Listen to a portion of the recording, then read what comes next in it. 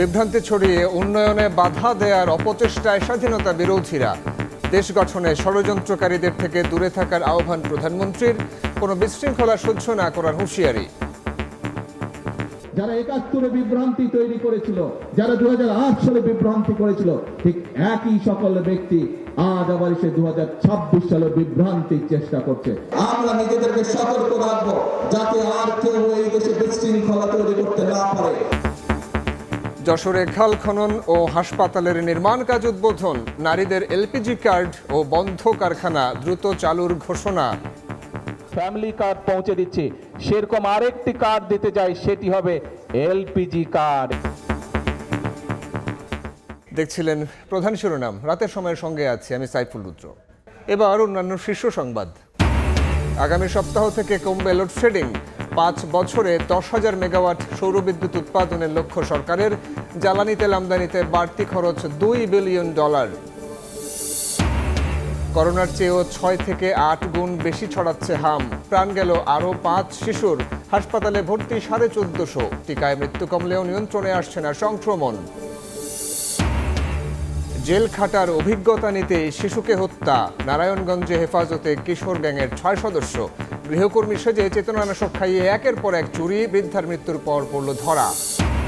বাংলাদেশ থেকে শ্রমিক নিয়ে দাসপ্রথার আদলে বিক্রি। চাকরির কথা বলে গাইবান্ধা দিনাজপুরের যুবকদের কম্বোডিয়ার জঙ্গলে আটকে নির্যাতন। স্থানীয় চক্রের খোঁজে পুলিশ। এবং ফের কালবৈশাখীর তাণ্ডব। গাছ চাপায় জামালপুরে মা ও ২ মেয়ে সহ ৩ জেলায় ৫ জনের মৃত্যু। বজ্রপাতে বিভিন্ন স্থানে আরও ৬ জনের প্রাণহানি।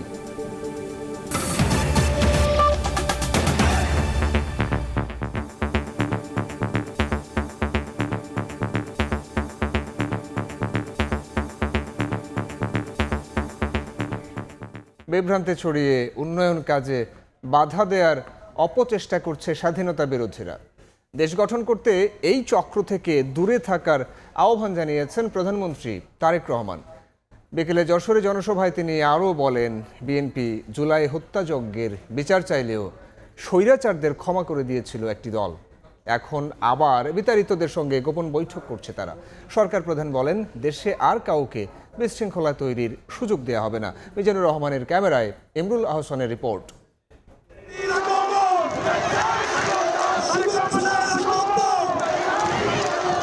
সরকার গঠনের পর প্রথমবার যশোরে বিএনপি চেয়ারম্যান ও প্রধানমন্ত্রী। জেলার কেন্দ্রীয় ঈদগাহ ময়দানে হাজারো মানুষের শুভেচ্ছায় সিক্ত তারেক রহমান। জনসভার মঞ্চে বিএনপির নেতাকর্মী সহ মন্ত্রী প্রতিমন্ত্রীরা। প্রধানমন্ত্রী বলেন, নির্বাচনী প্রতিশ্রুতি ও জনগণের দাবি বাস্তবায়নই সরকারের অগ্রাধিকার। ইনশাআল্লাহ ধীরে ধীরে বাংলাদেশের বহু বন্ধ কলকারখানা আমরা আগামী কয়েক মাসের মধ্যে চালু করার ব্যবস্থা করব, যার ফলে বহু মানুষ যারা চাকরি হারিয়েছে বা বহু মানুষ যারা আজকে বেকার, তারা ধীরে ধীরে সেখানে কর্মের ব্যবস্থা করতে পারবে। তারেক রহমান বলেন, বিভ্রান্তি ছড়িয়ে উন্নয়ন কাজে বাধা তৈরি করছে স্বাধীনতা বিরোধীরা। বিএনপি জুলাই হত্যাযজ্ঞের বিচার চাইলেও অভ্যুত্থানের পরপরই স্বৈরাচারদের ক্ষমার ঘোষণা দিয়েছিল একটি দল। এই দেশের কিছু সংখ্যক মানুষ আছে, তারা একটি বিভ্রান্ত ছড়ানোর চেষ্টা করছে। তারা আমাদের যে পরিকল্পনা, সেই পরিকল্পনাগুলোকে বাধাগ্রস্ত করার চেষ্টা করছে।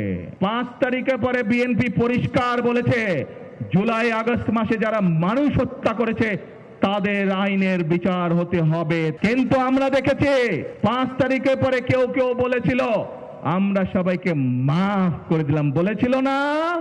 আমরা কয়েকদিন আগে দেখেছি ফ্যাসিবাদের দোসরদের সাথে ঢাকা থেকে অনেক দূরে গিয়ে মিটিং করতে জনগণ যখন সেটা ঘিরে ফেলেছে জায়গা, তখন আর তারা কোনো জবাব দিতে পারে না।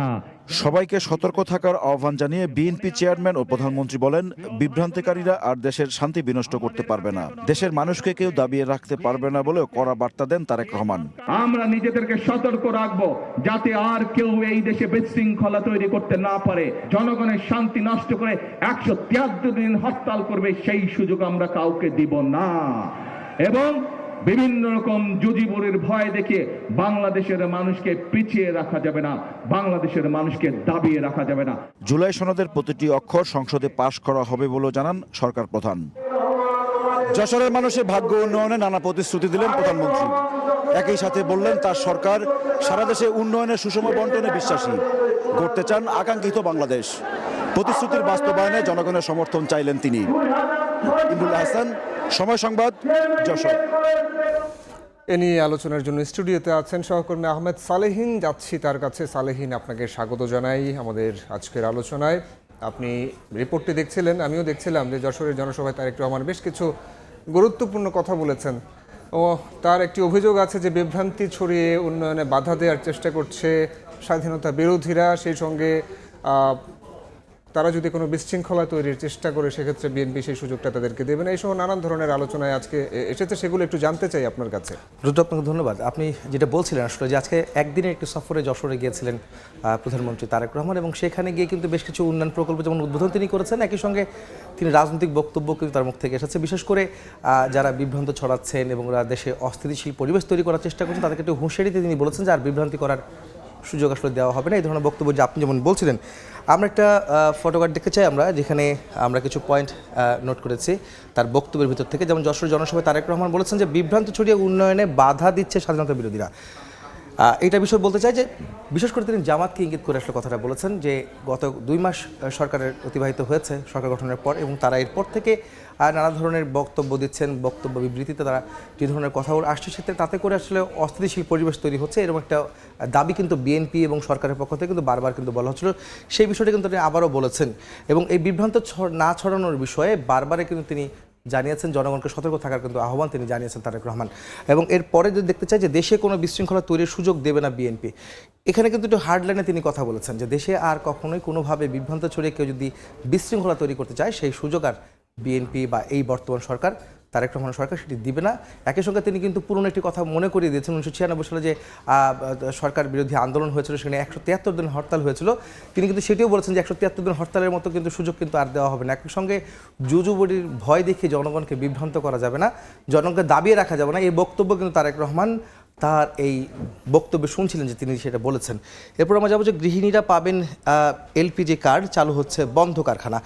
কৃষক কার্ড দেখেছি আমরা, ফ্যামিলি কার্ড দেখেছি, নারীদের স্বাবলম্বী করার জন্য ফ্যামিলি কার্ড দিয়েছে, এবং একই সঙ্গে ধর্মীয় যারা গুরু রয়েছেন, বিশেষ করে ইমাম মুয়াজ্জিন সহ বিভিন্ন ধর্মের যারা রয়েছেন তাদেরকে যেমন সম্মানী দেওয়া হয়েছিল, সেরকম করে একটি গৃহিণীরা এলপিজি কার্ড পাবেন যারা রান্নার কাজে ব্যবহার করতে পারেন। একই সঙ্গে বন্ধ কারখানা চালুর কথা কিন্তু তিনি প্রতিশ্রুতি আজকে কিন্তু ঘোষণা দিয়েছেন। এর কারণ হচ্ছে যে বন্ধ কারখানা খুলে দিবেন আগামী কয়েক মাসের মধ্যে, যেখানে কর্মসংস্থান সৃষ্টি হবে, সেই ঘোষণা কিন্তু আজকে তারেক রহমান এই সমাবেশে কারখানা বলতে যেগুলো 5 আগস্ট পরবর্তী সময়ে বন্ধ হয়ে গেছে কিংবা তার আগে বন্ধ হয়ে গেছে, জনস্বার্থ আছে এমন কলকারখানাগুলো আবার পুনরায় চালু করা হবে। যে এইগুলি কিন্তু তিনি খুব স্পেসিফিক হয়তো বলেননি কবে নাগাদ করবেন, তবে আমরা যেটা বুঝতে পেরেছিলাম যে নির্বাচনী প্রচারণা বা প্রতিশ্রুতি কিন্তু বলেছিলেন যে বন্ধ কারখানা যে বন্ধের বিষয় মানে চালু করার বিষয়টা। বিগত সরকারের সময় কিন্তু দেখেছি যে রাজনৈতিক প্রতিহিংসাবশত হয়ে কিন্তু অনেক কারখানা বন্ধ হয়েছিল, 5 আগস্ট পরবর্তী সেই ধারাবাহিকতা রয়েছিল। সেগুলিকে আসলে খুলে কর্মসংস্থান সৃষ্টি করা যায় কিনা সেগুলি নিয়ে কিন্তু সরকার বিএনপি বারবারই ভেবেছিল এবং প্রতিশ্রুতি দিয়েছিল যে যুবকদের জন্য বা সাধারণ মানুষের জন্য কর্মসংস্থান সৃষ্টি করবেন। সেই কর্মসংস্থান সৃষ্টির জন্য আজকে কিন্তু এই ঘোষণা দিয়েছেন। কোনো প্রতিবেদন আছে কিনা একটু জি আমরা একটু দেখতে চাই যে উনি কিন্তু বেশ কয়েকটি উন্নয়ন প্রকল্প যেমন উদ্বোধন করেছেন, সেই বিষয়ে কিন্তু একটা রিপোর্ট আছে যেখানে তিনি বলেছেন যে দেশের ভাগ্য নিয়ে ছিনিমিনি খেললে আসলে 5 আগস্টের মতো জবাব দেবে জনগণ। শহীদ প্রেসিডেন্ট জিয়াউর রহমানের কাটা উলশি খালের পুনর্খনন কাজ উদ্বোধন করেন তারেক রহমান। পরে যশোর মেডিকেল কলেজ হাসপাতালের নির্মাণ কাজ উদ্বোধন করেন প্রধানমন্ত্রী। মিজানুর রহমানের ক্যামেরায় ইমরুল হাসানের আরও একটি রিপোর্ট আমরা দেখে নিব। দখলে দূষণে মৃতপ্রায় প্রান্তিক জনপদের খালগুলোকে প্রাণ ফেরাতে এক সরকার প্রধানের নিরন্তর অভিযাত্রা। হাতে কোদাল তুলে নিয়ে যেন বাবার পদাঙ্কই অনুসরণ করেই প্রতিশ্রুতির বাস্তবায়নের পথে হাঁটছেন প্রধানমন্ত্রী তারেক রহমান। 1976 সালে যশোরের শার্শায় উলুশি খাল উদ্বোধন করেছিলেন শহীদ রাষ্ট্রপতি জিয়াউর রহমান। 5 দশক পর সেই খাল পুনর্খননের সূচনা করলেন প্রধানমন্ত্রী তারেক রহমান। তারেক রহমানের খাল কাটা কর্মসূচি কেবল একটি উন্নয়ন প্রকল্প নয়, ইতিহাসের পুনর্জাগরণ। জিয়াউর রহমানের হাত ধরে যে কৃষি বিপ্লবের সূচনা হয়েছিল এই অঞ্চলে, খাল পুনর্খননের ফলে উলুশির মানুষ বিশ্বাস করে এই উদ্যোগ আবারও তাদের জীবন বদলে দিবে, ফিরে আনবে হারানো সমৃদ্ধি। পরে সুধী সমাবেশের প্রধানমন্ত্রী বলেন, কেউ যদি বিভ্রান্তির রাজনীতি করে দেশে বিশৃঙ্খলা সৃষ্টি করে মানুষ তার জবাব দিবে। যতবার বিএনপি দেশের মানুষের ভাগ্য পরিবর্তনের জন্য কর্মসূচি গ্রহণ করেছে, অতীতে আমরা দেখেছি আন্দোলনের নামে কিভাবে 173 দিন হরতাল করা হয়েছিল। এখনো আবার সেই ভূত আরেকজনের কাঁধে গিয়ে আসর করেছে।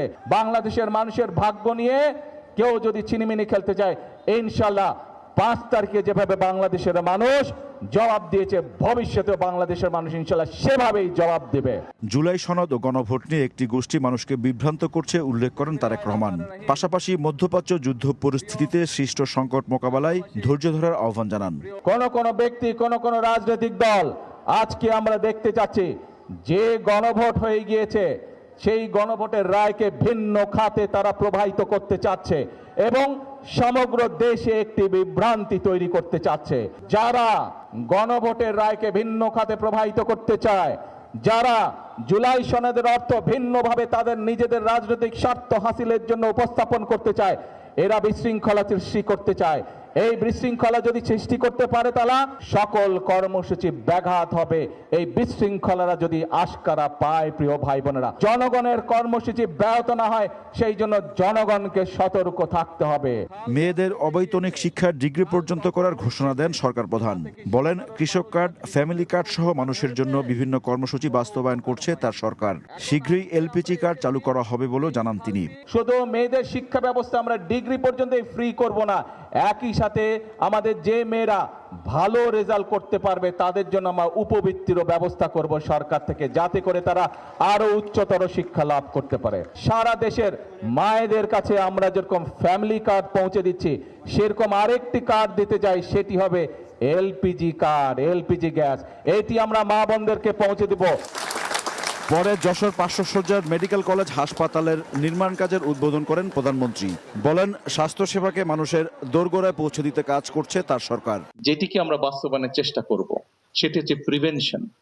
আমি যদি প্রথমেই দেশের মানুষকে অসুস্থ হওয়া থেকে দূরে রাখতে পারি, তাহলে যেটি হবে, যারা অসুস্থ হবে সেই মানুষগুলো যখন হাসপাতালে আসবে, স্বাভাবিকভাবেই তারা এক বেটার চিকিৎসা পাবে, তাদের জন্য সকল ফ্যাসিলিটি বেটার দেওয়া সম্ভব হবে। দেশের মানুষের জন্য বিএনপি সরকারের প্রতিশ্রুতি বাস্তবায়নে সবাইকে ঐক্যবদ্ধ থাকার আহ্বান জানান প্রধানমন্ত্রী। বাংলাদেশের মানুষের ইমরুল হাসান, সময় সংবাদ, যশোর। দর্শক, রিপোর্টটি দেখছিলেন, রুদ্র আপনিও দেখছিলেন রিপোর্টটি। সেই বিষয় নিয়ে একটু আলোচনা করতে চাই আমরা, যেখানে উন্নয়ন প্রকল্পের কথা আমরা বলছিলাম যে কয়েকটি উন্নয়ন প্রকল্প আছে যশোরে উদ্বোধন তিনি করেছেন, যার মধ্যে যশোরে খাল খনন, উলসি খাল, যেটি জিয়াউর রহমান 1976 সালে খালটি খনন করেছিলেন, কিন্তু পরবর্তী সেই খালটি আবারও ভরাট হয়ে গিয়েছিল এবং তারপরে আবার সেটি বন্ধ হয়ে যায়। সেই খালটি কিন্তু পুনর্খনন করলেন প্রধানমন্ত্রী তারেক রহমান, জিয়াউর রহমানের ছেলে নিজে গিয়ে কিন্তু আবার সেটি উদ্বোধন করছে। আমরা কিছু ফটোকার্ড দেখতে চাই, যেখানে বলছিলাম যে যশোরের খাল ও হাসপাতালের নির্মাণ কাজ উদ্বোধন। হাসপাতালের কথা যেটা বলা হয় যে যশোরের মেডিকেল কলেজ এবং হাসপাতাল, মেডিকেল কলেজটি কিন্তু ছিল, এরপরে হাসপাতালের আছে কিন্তু 500 শয্যা বিশিষ্ট যে ভবনটি, সেটি কিন্তু আজকে নির্মাণ কাজ উদ্বোধন করেছেন প্রধানমন্ত্রী তারেক রহমান। এরপরে তিনি কিন্তু আজকে এই বক্তব্যে তিনি বলেছেন, দেশের ভাগ্য নিয়ে ছিনিমিনি খেললে 5 আগস্টের পরিণতি। জনগণ আসলে 5 আগস্টের মতো জবাব দিবে যারা দেশের মানুষের ভাগ্য নিয়ে খেলবে, তা বা চিনিমিনি খেলবে তাদেরকে নিয়ে। এই কথাটা বলার উদ্দেশ্য হচ্ছে মূলত গত কয়েকদিন যেহেতু আমি এর আগের কথাতে বলছিলাম যে দেশে কিন্তু বেশ অস্থিতিশীল পরিবেশ তৈরি হয়েছে, বা যে কোনো ধরনের বক্তব্য বিবৃতিতে অনেক রকমের প্রোপাগান্ডা ছড়ানো হচ্ছে। তাদেরকে আসলে হুঁশিয়ারি করে বলা হয়েছে যারা দেশের ভাগ্য নিয়ে বা মানুষের ভাগ্য নিয়ে যারা চিনিমিনি খেলবে তাদের আসলে পরিণত হবে 5 আগস্ট। এটা আমরা দেখেছি যে গণভোটের বিষয়ে তিনি বলেছেন, যে গণভোটের বিষয়টা কিন্তু তিনি বলেছেন যে গণভোট, জুলাই সনদ, এই বিষয় নিয়ে বিভ্রান্ত করছে একটি গোষ্ঠী। তিনি কিন্তু বরাবরই এই অভিযোগটা করে আসছেন এবং বলছেন বা দাবি করেছেন যে একটি গোষ্ঠী আসলে বিএনপির যে প্রতিশ্রুতি ছিল এবং বিএনপি যে প্রতিশ্রুতি দিয়ে যে জুলাই সনদে স্বাক্ষর করেছে, তার পাল্টা বক্তব্য দাঁড় করাচ্ছেন এবং বিভ্রান্ত তৈরি করছেন সাধারণ মানুষের মধ্যে। যেখানে একটা উল্লেখযোগ্য বিষয় হচ্ছে যে তারেক রহমান কিন্তু আজকেও কিন্তু বলেছেন যে জুলাই সনদে যে তারা যে স্বাক্ষর করেছেন সংসদের দক্ষিণ প্লাজায়, যেই সনদে, সেই সনদের প্রত্যেকটি শর্ত সংসদে তিনি পাশ করবেন, সেই প্রতিশ্রুতি কিন্তু আজকে দিয়েছেন এবং এর আগেও তিনি বারবারই এই কথা বলেছিলেন। সালিন, আপনাকে ধন্যবাদ। ধন্যবাদ আপনাকে। দর্শক, আমাদের সঙ্গে যুক্ত হয়েছিলেন আমাদের সহকর্মী আহমেদ সালেহীন, জানাচ্ছিলেন প্রধানমন্ত্রী তারেক রহমানের নানান ধরনের প্রতিশ্রুতি এবং যারা বিভ্রান্তি তৈরি করতে চায় তাদেরকে নিয়ে যে হুঁশিয়ারি দিয়েছেন সে বিষয়ে বিস্তারিত। আগামী সপ্তাহ থেকে কমে আসবে লোডশেডিং, তবে জ্বালানি সংকটের স্থায়ী সমাধানে 5 বছরে 10,000 মেগাওয়াট সৌর বিদ্যুৎ উৎপাদন করতে চায় সরকার।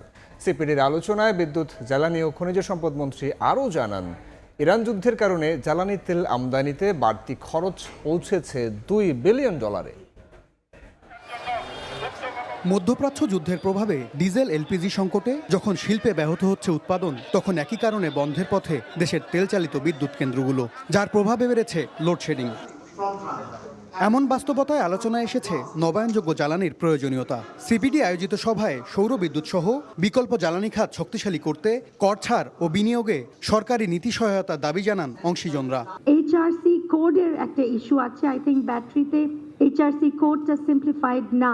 আমাদের আইআরসির গ্যারান্টিটা আজকে পর্যন্ত we are working on it for last 2 years, আমরা এটার অ্যাপ্রুভাল পাচ্ছি না। আলোচনায় অংশ নিয়ে বিডা চেয়ারম্যান জানান, আগামী বাজেটে ব্যাটারির উৎপাদন ও আমদানি পর্যায়ে দেয়া হবে শুল্ক সুবিধা। স্মল স্কেল ব্যাটারি যেগুলো ইন্টারন্যাশনাল ট্রেড ইনের জন্য ট্যাক্স ব্রেক দেওয়ার কোনো লজিক নাই, বিকজ এটা আমাদের বাংলাদেশে আমরা প্রডিউস করতে পারি। যেগুলো একদম বড় ইন্ডাস্ট্রিয়াল স্কেল বেস, সেই ক্ষেত্রে হয়তো আমরা একটা ট্যাক্স ব্রেক দেওয়ার চেষ্টা করব। আগামী 5 বছরে 10,000 মেগাওয়াট উৎপাদনের লক্ষ্য আছে জানিয়ে জ্বালানি মন্ত্রী বলেন, আগামী সপ্তাহেই কমবে লোডশেডিং। আশা করি যে আগামী সপ্তাহের মধ্যে বিদ্যুতের অবস্থা কিছুটা ইমপ্রুভ করবে। কিছু কিছু প্রাইভেট পাওয়ার জেনারেটর যারা আছে তারা আপনার পাওয়ার দেওয়া শুরু করবে। এরই মধ্যে জ্বালানি তেলের আমদানি খরচ $2 বিলিয়ন বেড়ে গেছে উল্লেখ করে মন্ত্রী জানান, বিদ্যুৎ খাতে সরকারের বকেয়া আছে 56,000 কোটি টাকা। এই ক্রাইসিসে আমাদের প্রায় $2 বিলিয়ন বেড়ে গেছে তেল ইম্পোর্ট করতে। MS আরেফিন, সময় সংবাদ, ঢাকা। মাত্র 2 মাসে নির্বাচনী ইশতেহার বাস্তবায়ন শুরুর পরও একটি দল অশালীন ভাষায় সমালোচনায় নেমেছে বলে মন্তব্য করেছেন প্রধানমন্ত্রীর উপদেষ্টা ডক্টর মাহাদি আমিন। অন্যদিকে প্রয়াত রাষ্ট্রপতি জিয়াউর রহমানকে নেলসন ম্যান্ডেলার সঙ্গে তুলনা করেছেন দলটির সিনিয়র যুগ্ম মহাসচিব রুহুল কবির রিজভী। বিকেলে ঢাকা বিশ্ববিদ্যালয়ের ছাত্র দলের এক আলোচনা সভায় রিজভী বলেন, প্রয়াত রাষ্ট্রপতি জিয়াউর রহমানের জাতীয়তাবাদের আদর্শ সবসময় দেশকে সঠিক পথ দেখিয়েছে।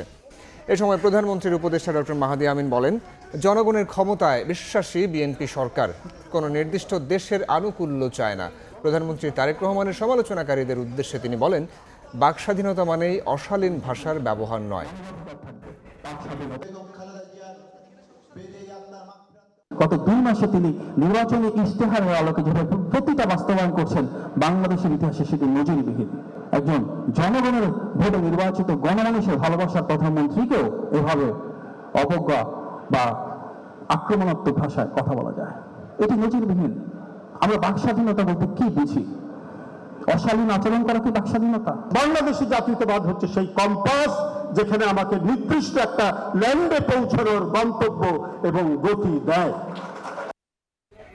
জুয়া, অনলাইন জুয়া ও মাদকের বিরুদ্ধে সরকারের 0 টলারেন্সের কথা জানিয়েছেন স্বরাষ্ট্রমন্ত্রী। সংসদে তিনি জানান, 30 এপ্রিলের পর সারা দেশে সমন্বিত অভিযান চালানো হবে। তিনি আরও বলেন, অবৈধ সীসা লাউঞ্জ বন্ধে ঢাকা উত্তর সিটি কর্পোরেশন কঠোর অবস্থানে রয়েছে। আমরা আমাদের নির্বাচন ইশতেহার অনুযায়ী, জাতির কাছে প্রদত্ত প্রতিশ্রুতি অনুযায়ী এদেশে জুয়া, অনলাইন জুয়া এবং মাদকের বিরুদ্ধে 0 টলারেন্স ঘোষণা করেছে। আগামী 30 এপ্রিলের পরে, এই মহান সংসদের সেশন শেষ হওয়ার পরে আমরা সমন্বিতভাবে এ বিষয়ে সারা দেশে একটি সুসমন্বিত অভিযান পরিচালনা করব। মাননীয় স্পিকার, এই দেশের যুব সমাজকে রক্ষা করার জন্য এর কোনো বিকল্প নাই।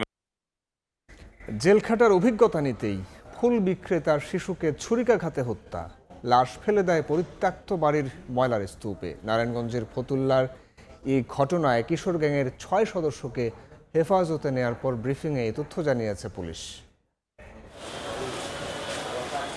18 এপ্রিল হঠাৎ নিখোঁজ নারায়ণগঞ্জের ফতুল্লার ভাসমান ফুল বিক্রেতা 11 বছরের শিশু হোসাইন। 5 দিন পর ইন্দ্রাকপুর ব্যাংক কলোনির পরিত্যক্ত বাড়ির ময়লার স্তূপ থেকে উদ্ধার করা হয় অর্ধগলিত মরদেহ।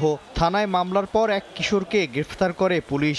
তার দেয়া তথ্যে আরও 5 জনকে গ্রেফতার করা হয়। উদ্ধার করা হয় হত্যায় ব্যবহৃত ছুরি। সোমবার দুপুরে নিজ কার্যালয়ে সংবাদ সম্মেলনে পুলিশ জানায়, জেল খাটতে কেমন লাগে এমন অভিজ্ঞতা থেকেই ছুরিকাঘাতে নৃশংসভাবে হত্যা করা হয় শিশুটিকে। তারা সবাই একসাথে আড্ডা মারে এবং গাঁজা সেবন করে জেল খাটতে কেমন লাগে, এই কৌতূহল থেকে তারা চিন্তা করে যে কাউকে হত্যা করলে জেল খাটা যাবে। তো সেই প্রেক্ষিতেই তারা এই শিশু হোসেনকে বেছে নেয় এবং এই হত্যার একটা নির্মম হত্যার তারা সংগঠন করে। পলাতক আরও এক কিশোরকে গ্রেফতারে অভিযান চলছে বলেও জানায় পুলিশ। সময় সংবাদ, নারায়ণগঞ্জ। গৃহকর্মী সেজে চেতনানাশক খাইয়ে একের পর এক বাসায় চুরি। উত্তরায় অতিরিক্ত চেতনানাশকে বৃদ্ধার মৃত্যুর পর অভিযুক্তকে গ্রেফতার করেছে পিবিআই। রাজধানীর আগারগাঁওয়ে ঢাকা মেট্রো উত্তরের কার্যালয়ে ব্রিফিংয়ে পিবিআই জানায়, এনআইডি কার্ড ছাড়াই পরিচয় লুকিয়ে বিভিন্ন বাসায় কাজ নিয়ে চুরি করত বিলকিস। এখন পর্যন্ত ঘটিয়েছেন 7 থেকে 8টি ঘটনা। তদন্তের পর গাজীপুর থেকে তাকে গ্রেফতার করা হয়। চট্টগ্রাম থেকে কুমিল্লার বাসায় ফেরার পথে বাস থেকে নেমে সিএনজি অটোরিকশায় ওঠেন কাস্টমস কর্মকর্তা বুলেট বৈরাগী। একই বাহনে যাত্রী সেজে ওঠে পেশাদার ছিনতাইকারীরা। পরে মোবাইল ফোন, ব্যাগ ও নগদ কিছু টাকা কেড়ে নিয়ে বুলেটকে চলন্ত গাড়ি থেকে ফেলে দেয় তারা। পড়ে গিয়ে আঘাতজনিত কারণে মৃত্যু হয় তার। এ ঘটনায় 5 জনকে গ্রেফতার করে এ তথ্য জানায় র্যাব। চট্টগ্রাম থেকে শুক্রবার রাতে কুমিল্লার বাসায় ফিরছিলেন কাস্টমস কর্মকর্তা বুলেট বৈরাগী। শেষ পর্যন্ত তার আর বাসায় ফেরা হয়নি। শনিবার সকালে কুমিল্লার কোটবাড়ি এলাকায় ঢাকা চট্টগ্রাম মহাসড়কে তার মরদেহ পাওয়া যায়। চাঞ্চল্যকর এই খুনের ঘটনায় পুলিশের পাশাপাশি তদন্ত শুরু করে র্যাব, ডিবি, সিআইডি ও পিবিআই। রোববার রাতে কুমিল্লার বিভিন্ন এলাকায় অভিযান চালিয়ে 5 জনকে গ্রেফতার করে র্যাব। অভিযুক্তরা কুমিল্লা শহরের দূর দূরান্ত থেকে আগত যাত্রীদের রাতের বেলা টার্গেট করে তাদের সিএনজি বা অটোতে তুলে ধারালো অস্ত্রের ভয় দেখিয়ে এবং আঘাত করে ছিনতাই, ডাকাতি সহ বিভিন্ন ধরনের অপরাধ সংগঠন করে আসছিল। হত্যার সঙ্গে জড়িত চক্রের সদস্যরা বুলেট বৈরাগীর কাছ থেকে মোবাইল ফোন সেট, ব্যাগ ও কিছু টাকা ছিনিয়ে নিয়ে চলন্ত সিএনজি অটোরিকশা থেকে ধাক্কা দিয়ে রাস্তায় ফেলে দেয়। প্রচণ্ড আঘাতজনিত কারণে মারা যান তিনি। তার কাছ থেকে তার অর্থ, মোবাইল এবং জিনিসপত্র ছিনিয়ে নেওয়ার পর তাকে চলন্ত সিএনজি থেকে রাস্তার মধ্যে ছুঁড়ে ফেলে দেওয়া হয়। বুলেট বৈরাগী গোপালগঞ্জের টুঙ্গিপাড়া উপজেলার ডুমুরিয়া গ্রামের বাসিন্দা ছিলেন। তিনি 41তম বিসিএস নন ক্যাডার পদে কাস্টমস বিভাগে যোগ দেন। সহকারী রাজস্ব কর্মকর্তা হিসেবে কুমিল্লার বিবিরবাজার স্থলবন্দরে কর্মরত ছিলেন বুলেট বৈরাগী। বুলবুল রেজা, সময় সংবাদ, ঢাকা। রাতের সময় আরও থাকছে। লাশ গুমে এআই এর সহায়তা নেয় বাংলাদেশি 2 শিক্ষার্থী হত্যায় অভিযুক্ত হিশাম। যুক্তরাষ্ট্রে বৃষ্টির মরদেহের খোঁজে তল্লাশির মধ্যে দেহাবশেষ উদ্ধার, শনাক্তের চেষ্টা। 21শ শতাব্দীতেও কম্বোডিয়ায় দাসপ্রথার আরেক রূপের শিকার গাইবান্ধা ও দিনাজপুরের কয়েকজন যুবক। চাকরির প্রলোভনে বিদেশে নিয়ে গহীন জঙ্গলে আটকে তাদের উপর চলে বর্বর নির্যাতন। মুক্তিপঞ্চে পরিবারের কাছে করা হতো ফোন। চলতি পথে অপরাধী চক্রের কাছে দফায় দফায় বিক্রি করা হয় তাদের। পুলিশের পাশাপাশি বিষয়টি তদন্ত করছে পিবিআইও। হেদায়েতুল ইসলাম বাবুর রিপোর্ট। বুকে এবং পেটে বেশি মারে ভাই। কম্বোডিয়ার ঘন জঙ্গলে আটকে রেখে অমানসিক নির্যাতনের দুঃসহ যন্ত্রণায় এখনো ঘুমাতে পারেন না দিনাজপুরের ছেলে শাফিন মণ্ডল। তাদের মধ্যে আরেকজন সৈকত চন্দ্রশীল। দরিদ্র পরিবারের এই তরুণের অভিজ্ঞতাও শাফিনের মতো। বিক্রি করে দেয় $4,500। সেখানে আমার উপর আরো অমানবিক নির্যাতন করে। আমরা 6 দিন না খায় অনাহারে ছিলাম, খালি শুধু পানি খাইছিলাম। অভিযোগ আছে কম্বোডিয়ায় পাঠানোর পর সেখানে 2 দফায় বিক্রি করা হয় তাদের। অনুসন্ধানে উঠে আসে চাকরির প্রয়োজনে গাইবান্ধা শহরে বসবাস করায় মদনের পাড়ার আব্দুল লতিফের সঙ্গে পরিচয় শাফিনের বাবা নূর ইসলামের। লতিফের মাধ্যমে ছেলেকে বিদেশে পাঠাতে রাহাদ ইবনে শহীদ ও তার বাবা শহীদুল ইসলামের ব্যাংক ও বিকাশ অ্যাকাউন্টে 6,10,000 টাকা দেন শাফিনের বাবা। রাহাদের মামাতো ভাই আরমানের মাধ্যমে ভিসা পেয়ে গত বছরের 10 নভেম্বর কম্বোডিয়া পৌঁছায় শাফিন। কম্বোডিয়ায় অবস্থানরত রাহাদ চক্রের সদস্য হুসেইন কবির শাফিনকে তুলে দেন কম্বোডিয়ার নমপেন শহরের রিভার ব্রিজ হোটেলে। ভুক্তভোগী পরিবারের অভিযোগ, প্রত্যাশিত চাকরির বিষয়ে জানতে চাইলে শাফিনের পাসপোর্ট ভিসা কেড়ে নিয়ে দূরে পৈপেট শহরে একটি অপরাধী চক্রের কাছে বিক্রি করে দেয় হুসেইন। এবছরের 11 ফেব্রুয়ারি সুযোগ বুঝে সেখান থেকে পালিয়ে খালি হাতে দেশে ফেরেন শাফিন। তখন এয়ারপোর্টে সে আমাকে জড়িয়ে ধরে বলল, আব্বু আমি কখন হয়তো দেশে ফেরত আসতে পারবো কিনা আমি জানি, কিন্তু তারপর আল্লাহ আমাকে নিয়ে আসছে আব্বু। শাফিনের এমন অভিযোগ সম্পর্কে জানতে শহরের পূর্বপাড়ায় রাহাদের বাড়িতে যায় সময় সংবাদ। তবে সব অভিযোগ অস্বীকার করেন তার বাবা শহীদুল ইসলাম। নূর ইসলামের সঙ্গে আমার একটা সম্পর্ক হলো ব্যবসায়িক সম্পর্ক। উনি আমার কাছ থেকে 2 গাড়ি চাল নিয়েছিল। 2 গাড়ি নেওয়ার পরে আমার কিছু টাকা দিছে এবং আমি এখন তার কাছে 13,86,000 টাকা পাবো।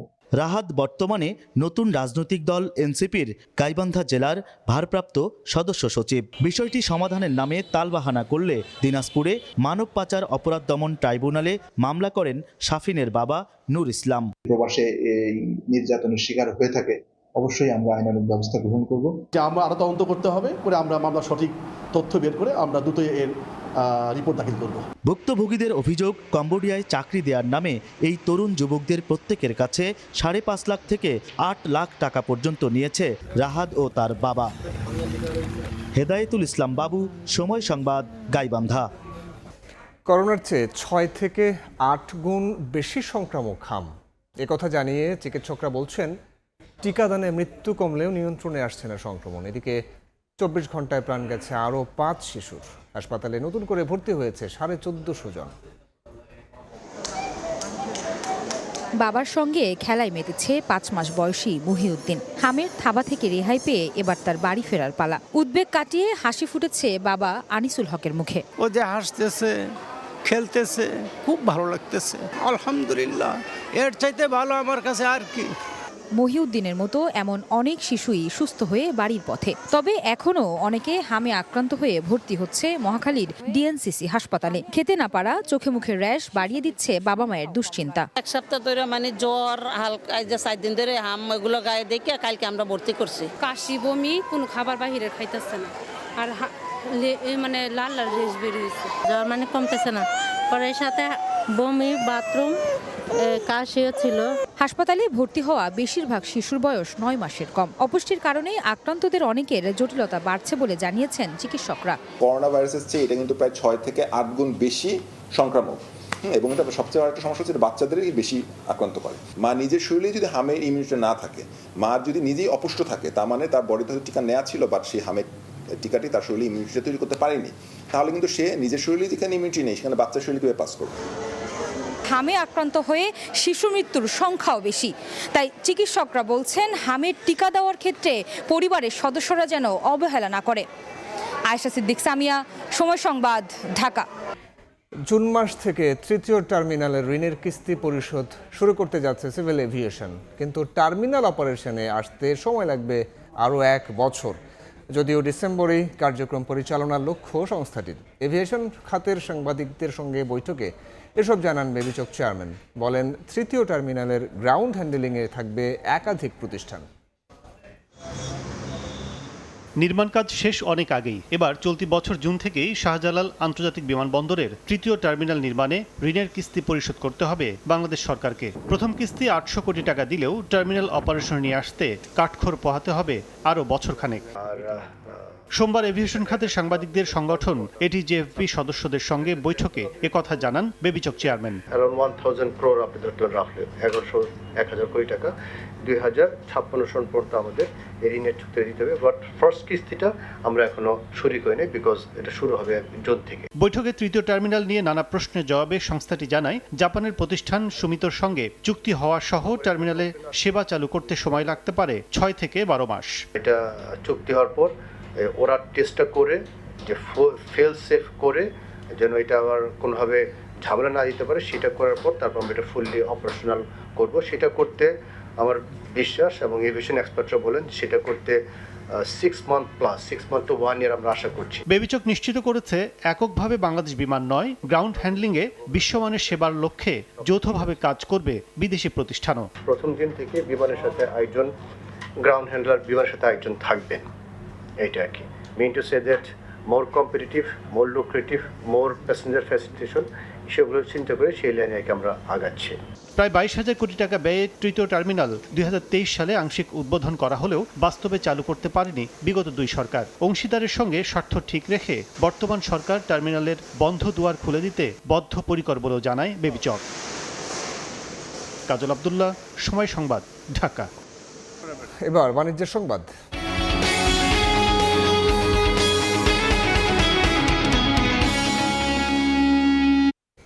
অভ্যন্তরীণ নেটওয়ার্ক শক্তিশালী করতে ইজিএসএম ব্যান্ডের তরঙ্গ বরাদ্দ দেওয়ার উদ্যোগ নিয়েছে বিটিআরসি।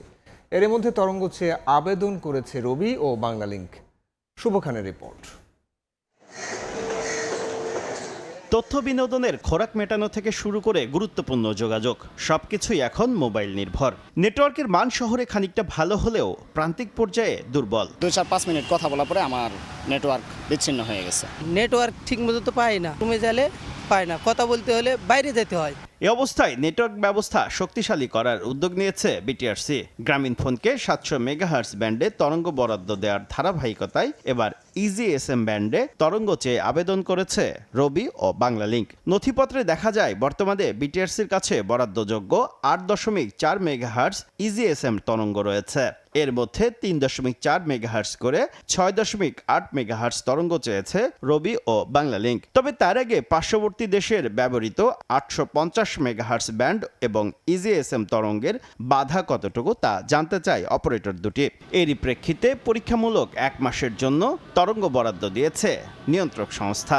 অনেক সময় ডেটা নেটওয়ার্ক কাস্টমাররা ঘরে বসে ঠিক মতন ডেটা নেটওয়ার্কটা পান না, আমরা এই জায়গাটা অনেকটা অ্যাড্রেস করতে পারবো। 900 ইজিএসএমে আমরা রেডি আছি, কারণ আমাদের ইকুইপমেন্ট আছে। সীমান্ত ও প্রত্যন্ত অঞ্চলে ইজিএসএম ব্যান্ডের কার্যকারিতা সংক্রান্ত প্রতিবেদন দেবে অপারেটর দুটি। বিটিআরসিটা কনসিডার করেছে এটা আমাদের বরাদ্দ করার জন্য, টেস্ট করার জন্য। আমরা এরপরে আমরা ডিসাইড নিব কোন স্পেকট্রাম, কেমন করে আমরা এই স্পেকট্রামটা কিনতে পারি। বর্তমানে দেশে মোবাইলে ভয়েস কল ও ইন্টারনেট সেবা দিচ্ছে 4 অপারেটর। শুভ খান, সময় সংবাদ, ঢাকা। ঝড়ে ঘরের উপর গাছ পড়ে জামালপুরে মা ও 2 মেয়ে এবং নওগাঁয় অন্তঃসত্ত্বা নারীর প্রাণ গেছে। বগুড়ায় দোকানের উপর গাছ পড়ে পান ব্যবসায়ীর মৃত্যু হয়েছে। নেত্রকোনা, সুনামগঞ্জ ও নোয়াখালীতে বজ্রপাতে মারা গেছেন 6 জন। বাবাহারা 2 মেয়েকে নিয়ে একাই থাকতেন মা খুকি বেগম, কিন্তু কালবৈশাখীতে শেষ হলো তাদের বেঁচে থাকার লড়াই। জামালপুরের মিলানদহের দাগি এলাকায় সোমবার ভোরে ঝড়ের সময় ঘুমিয়েছিলেন মা ও 2 মেয়ে ফরিদা আক্তার এবং ফতে আক্তার। একসময় পাশে থাকা মেহগনি গাছ উপড়ে পড়ে ঘরের ওপর। এতে ঘটনাস্থলেই নিহত হন 3 জন। রাতে মারা গেলেও সকালে স্থানীয়রা দেখে ফায়ার সার্ভিসে খবর দেন। পরে ফায়ার সার্ভিস এসে মরদেহ উদ্ধার করে ময়নাতদন্তের জন্য হাসপাতালের মর্গে পাঠায়। আমার 2 ফুফু আর দাদি এখানে শুয়েছিল, আর ওই মেয়ের বোনে একটা গাছ পয়রা, গাছটা অনেক মোটা ছিল, গাছটা পয়রা ঘটনাস্থলে 3 জনই মারা যায়। সকালবেলা যখন আপনার স্থানীয় লোকজন ঘুম থেকে উঠে দেখে যে ঘরের উপরে গাছ ভেঙে পড়ে আছে, তারা ভিতরে অবস্থায় আছে, তখন ফায়ার সার্ভিসকে খবর দেয়। ফায়ার সার্ভিস এসে ঘটনাস্থল থেকে 3 জন লাশ উদ্ধার করে, মা এবং 2 মেয়ের। এদিকে বগুড়ার গাবতলীতে দোকানের উপর বটগাছ পড়ে উমাচন্দ্র নামে এক পান ব্যবসায়ীর মৃত্যু হয়েছে। নওগাঁয় প্রাণ গেছে অন্তঃসত্ত্বা 1 নারীর। এছাড়া বজ্রপাতে নেত্রকোনায় 3 ও সুনামগঞ্জে 2 জন মারা গেছেন। এদিকে ঝড়ে ঘরবাড়ির পাশাপাশি ক্ষয়ক্ষতি হয়েছে ফসলেরও। বিভিন্ন জায়গায় নষ্ট হয়েছে পাকা ধান সহ সবজির ক্ষেত। খাদিজা স্বপ্না, সময় সংবাদ। লাশ কমে এআই এর সহায়তা নিয়েছিল যুক্তরাষ্ট্রে বাংলাদেশি 2 শিক্ষার্থী হত্যায় অভিযুক্ত হিশাম। ফ্লোরিডায় শিক্ষার্থী লিমনের মরদেহ উদ্ধারের পর এবার অজ্ঞাত ব্যক্তির দেহাবশেষ খুঁজে পেয়েছে পুলিশ। খণ্ডিত অংশ নিখোঁজ বৃষ্টির কিনা তা নিশ্চিত হওয়ার চেষ্টা চলছে। যুক্তরাষ্ট্রের ফ্লোরিডায় বাংলাদেশি পিএইচডি শিক্ষার্থী লিমনের মরদেহ উদ্ধারের পর স্থানীয় একটি জলাশয় থেকে অজ্ঞাত এক ব্যক্তির খণ্ডিত অংশ পেয়েছে পুলিশ। রোববার জলাশয় থেকে মরদেহের অংশ উদ্ধার করা হয়েছে বলে জানিয়েছে হিলসবোরো কাউন্টি শেরিফ অফিস। ময়নাতদন্তের প্রতিবেদন এবং মরদেহের খণ্ডিত অংশের পরিচয় নিশ্চিত হওয়ার পর এ বিষয়ে আরও বিস্তারিত তথ্য জানানো হবে বলে জানিয়েছে পুলিশ। এদিকে লিমনের মরদেহ পুলিশ হস্তান্তর করলেই দেশে পাঠানো হবে বলে জানিয়েছেন যুক্তরাষ্ট্রে বাংলাদেশ দূতাবাসে নিযুক্ত প্রেস মিনিস্টার গোলাম মোর্তজা। তদন্ত চলছে, এখনই মরদেহ হস্তান্তর করা হচ্ছে না। সেটা কি 2-1 দিন দেরি হবে না আরেকটু বেশি দেরি হবে, সেই তথ্য আমাদের কাছে নেই। পুলিশ এখনো পরিষ্কার করে কিছু বলেনি। আদালতের নথি অনুযায়ী অভিযুক্ত ঘাতক হিশাম আবু গারবিয়ে হত্যাকাণ্ডের আগে চ্যাটজিপিটির কাছে জানতে চেয়েছিলেন কিভাবে মৃতদেহ ব্যাগে ভরে ডাস্টবিনে ফেলে গুম করা যায়। পুলিশ বলছে তার বিরুদ্ধে পারিবারিক সহিংসতা, শারীরিক প্রহার, অন্যায়ভাবে আটকে রাখা, তথ্য প্রমাণ নষ্টের চেষ্টা, মৃত্যুর তথ্য গোপনের উদ্দেশ্যে পুলিশকে তথ্য না জানানো এবং বেআইনিভাবে মৃতদেহ সরানোর 6টি সুনির্দিষ্ট অভিযোগ আনা হয়েছে। ফারহাদ চৌধুরী, সময় সংবাদ। এ পর্যায়ে শীর্ষ সংবাদগুলো জানাবো আরও একবার। বিভ্রান্তি ছড়িয়ে উন্নয়নে বাধা দেওয়ার অপচেষ্টায় স্বাধীনতা বিরোধীরা। ষড়যন্ত্রকারীদের থেকে দূরে থাকার আহ্বান প্রধানমন্ত্রীর, বিশৃঙ্খলা সহ্য না করার হুঁশিয়ারি। আগামী সপ্তাহ থেকে কমবে লোডশেডিং। 5 বছরে 10,000 মেগাওয়াট সৌর বিদ্যুৎ উৎপাদনের লক্ষ্য সরকারের। জ্বালানি তেল আমদানিতে বাড়তি খরচ $2 বিলিয়ন। এবং জেল খাটার অভিজ্ঞতা নিতে শিশুকে হত্যা। নারায়ণগঞ্জে হেফাজতে কিশোর গ্যাংয়ের 6 সদস্য গৃহকর্মী সেজে চেতনানাশক খাইয়ে একের পর এক চুরি। বৃদ্ধার মৃত্যুর পর পড়ল ধরা।